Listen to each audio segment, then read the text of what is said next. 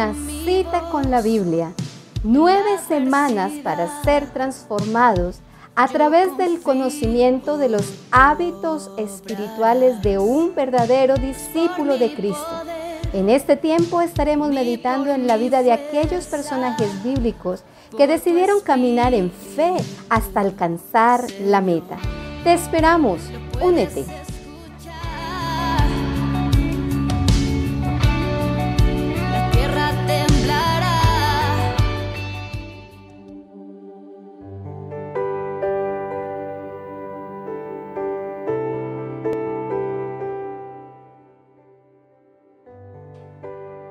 Una nueva cita con la Biblia. En esta semana hemos estado hablando y profundizando en el hábito de meditar en la palabra. Recuerdo que la primera semana hablamos de la importancia de los hábitos en la vida de un verdadero discípulo. Tú y yo tenemos una meta especial y es ser verdaderos discípulos. Una de las cosas que hace importantes estos hábitos es el hecho de que con ellos es que podemos batallar contra las acechanzas del enemigo. Cuando el diablo viene a tentarnos, a atacarnos, a lanzar esos dardos a nuestra mente y a nuestro corazón, pues es ahí donde toman más importancia y valor los hábitos espirituales, pues podemos hacer frente a todo lo que el enemigo quiera traer a nuestras vidas. Hoy vamos a estudiar lo que nos dice la palabra en Mateo capítulo 4, desde el versículo 1 al 11. En este pasaje se nos relata un momento especial en el que Jesús fue llevado por el Espíritu. Eso hay que tenerlo presente, y es que el Espíritu mismo fue quien llevó a Jesús al desierto. Y estando en el desierto, el enemigo vino para tentarle. Resulta que Jesús había estado en ayuno durante 40 días y 40 noches. Y luego de esto nos dice la palabra que Jesús tuvo hambre. El enemigo viene para tentarlo y con 3 argumentos fuertes. En medio del hambre, en medio de la debilidad que yo creo que ya Jesús estaba teniendo, porque no fueron 3 días de ayuno o 2 días de ayuno o una mañana de ayuno como quizás tú y yo lo tenemos por costumbre. No, Jesús ayunó 40 días y 40 noches. Me imagino que la debilidad físicamente era fuerte. Y es ahí donde aparece el enemigo con 3 argumentos. El primer argumento dice así: si eres el Hijo de Dios, di a estas piedras que se conviertan en pan. El segundo argumento viene cuando el diablo llevó a Jesús al punto más alto del templo y desde allí le dijo que se tirara. Pues en las escrituras, miren cómo el enemigo también cita las escrituras, dice: Él ordenará a sus ángeles que te protejan y te sostendrá con sus manos. Ahora, el tercer argumento que el diablo presenta es cuando lo lleva a la cima de una montaña muy alta y dice la palabra que le mostró todos los reinos del mundo y la gloria de ellos, y que le dijo: si te arrodillas y me adoras, te daré todo esto. Vemos que el enemigo viene a tentarlo con el alimento, con que Dios iba a enviar a sus ángeles para protegerlo, y segundo, con la autoridad, con el poder, entre comillas, de los reinos.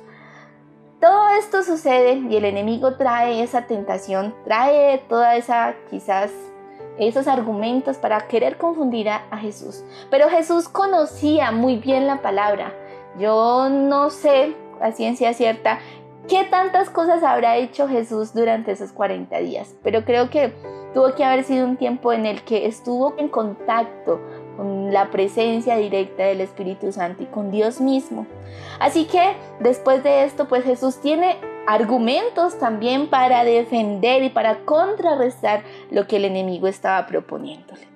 Primero, ante ese argumento del pan, del alimento, Jesús le dijo: no, las escrituras dicen. Jesús cita la escritura y dice: la gente no vive solo de pan, sino de cada palabra que sale de la boca de Dios. Mire que Jesús se defiende frente al ataque del enemigo citando la palabra. Luego, cuando el enemigo lo llevó a ese punto alto del templo, dice Jesús: Las Escrituras también dicen, una vez más cita las Escrituras, no pondrás a prueba al Señor tu Dios. Y en ese último argumento que presenta, que le iba a dar la autoridad de todos los reinos del mundo y la gloria que hay en ellos, dice el Señor, dice Jesús, vete de aquí, Satanás. En la autoridad que Jesús mismo tenía ante el enemigo. Y le dijo Jesús, porque las Escrituras dicen, tercera vez que el Señor cita las Escrituras, adora al Señor tu Dios y sírvele únicamente a Él.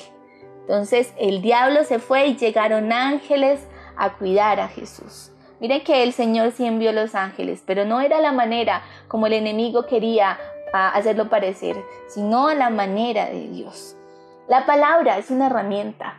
Meditar en ella y conocerla. Cada vez que nosotros meditamos la palabra, la interiorizamos, la ponemos en nuestro corazón y la vivimos, la palabra se convierte en esa herramienta para que cuando el enemigo venga a tentarnos, venga a acusarnos, venga a distorsionar y a confundir nuestra mente, nosotros con firmeza podamos decir no.